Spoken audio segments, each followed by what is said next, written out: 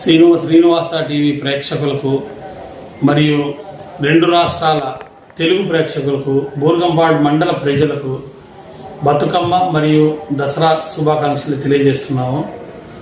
అదేవిధంగా దసరా అంటే తెలంగాణ అంటే దసరా. ఈ పండుగని చాలా చక్కగా జరుపుకునే వాళ్ళు ఎవరైనా ఉన్నారంటే తెలంగాణ ప్రజలు 100% మంచిగా జరుపుకుంటారు. వాళ్ళ మధ్యన అన్నదమ్ముల మధ్య కావచ్చు, అక్క చెల్లెల మధ్య కావచ్చు, తల్లి కొడుకుల మధ్య కావచ్చు, ఎన్ని విభేదాలు ఉన్న పెద్దల సమక్షంలో వాళ్ళు మంచి చెడు మాట్లాడుకొని అందరూ కలిసి మళ్ళీ సంవత్సరం వచ్చాక దసరా వచ్చాక అందరూ కలిసి ఒకే దగ్గర కూర్చొని భోజనం చేస్తూ జరుపుకునేటువంటి పండగ. అన్ని పరపత్యాలన్నీ మర్చిపోతారు. ఈ విధంగా చక్కగా జరుపుకునే పండగ ఏదైనా ఉందంటే అది తెలంగాణ ప్రజలకు దసరా అనేది చెప్పకనే చెప్పచ్చు. అదేవిధంగా మీకు ఆ సందర్భంగా మంచిగా ఈ దసరా పండుగను జరుపుకోవాలని, ఆ దుర్గమ్మ ఆశీస్సులు మీ మీద ఉండాలని. నేను భద్రాచల ప్రాంతంలో ఉంటాను కాబట్టి ఆ రాముడు ఆశీస్సులు కూడా రెండు తెలుగు రాష్ట్రాల ప్రజల మీద వారి ఆశీస్సులు, భద్రాచల రాముడివి, దుర్గమ్మ తల్లివి ఆశీస్సులు ఉండాలని మనస్ఫూర్తిగా కోరుకుంటున్నాను.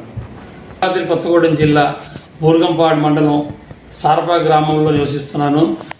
మా నియోజకవర్గమైనటువంటి పినపాక నియోజకవర్గంలో శ్రీ పాయం వెంకటేశ్వర ఆధ్వర్యంలో బూర్గంపాడు మండలంలో కాంగ్రెస్ కార్యకర్తగా నాయకుడిగా నేను పనిచేస్తున్నాను.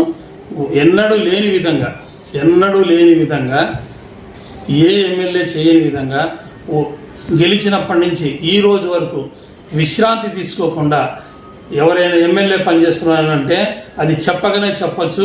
శ్రీ పాయం వెంకటేశ్వర గారు మాత్రమే ఇలా పనిచేస్తున్నారు. ఉదయం 8 వెళ్తే బయటికి రాత్రి 11 గంటల వరకు వస్తున్నారు. మీరు 8:30కి వెళ్తే ఇంట్లో దొరకడు. ఆ విధంగా మేము చాలా సందర్భాల్లో ఆయన బయటికి వెళ్ళిపోవడం జరిగింది, మేము తిరిగి రావడం జరిగింది. వారిని అడిగితే ఆల్రెడీ మీకు తెలుసు కదా, మేము ఆల్రెడీ కార్యక్రమాల్లో ఉన్నాయని చెప్పడం జరుగుతుంది. ఆ విధంగా విశ్రాంతి లేకుండా ఉన్నటువంటి 7 మండలాలకు కూడా చాలా చక్కగా పరిపాలన చేసుకుంటూ తక్కువ సమయంలో ఎక్కువ పేరు సంపాదించినటువంటి వ్యక్తి ఎవరైనా ఉన్నారంటే అది పాయం వెంకటేశ్వర గారు మాత్రమే చెప్పచ్చు. అదేవిధంగా మా బూర్గంపాడు మండలంలో అటు మోతి నుంచి తీసుకుంటే ఇటు చివరి వరకు ఉప్పు శాఖ వరకు కూడా కొన్ని కోట్ల రూపాయలు తీసుకొచ్చి అభివృద్ధి పథకంలో తీసుకెళ్తున్నాడు.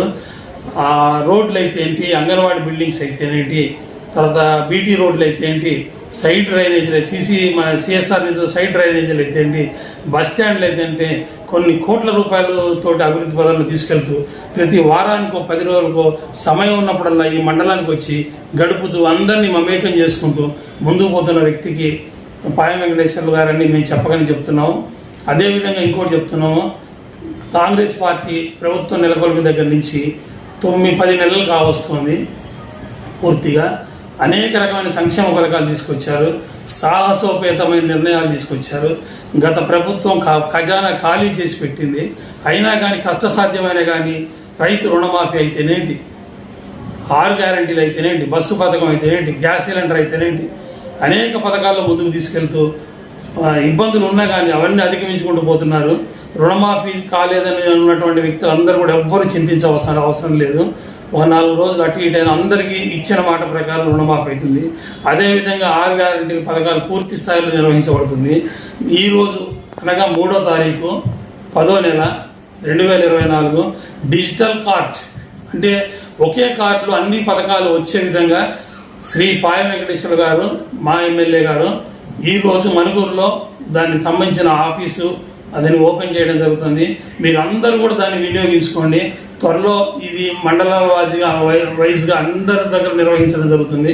మీరందరూ దాన్ని వినియోగించుకుంటారని వినియోగించుకోవాలని కోరుకుంటున్నాను. అదేవిధంగా ఇందిరమ్మ ఇల్లు ఎవరైతే బిలో అంటే ఆర్థికంగా వెనుకబడి ఉన్నారో వారికి పూర్తి స్థాయిలో ఈ ఇల్లు ఇస్తారని, మీరు ఏదైతే ప్రభుత్వ పథకాలు ఉన్నాయో దాన్ని తప్పనిసరిగా అందరూ ఉపయోగించుకోవాలని నేను కోరుకుంటున్నాను. ఆ క్రమంలో మీరు ఎవ్వరికి ₹1 ఇవ్వకండి.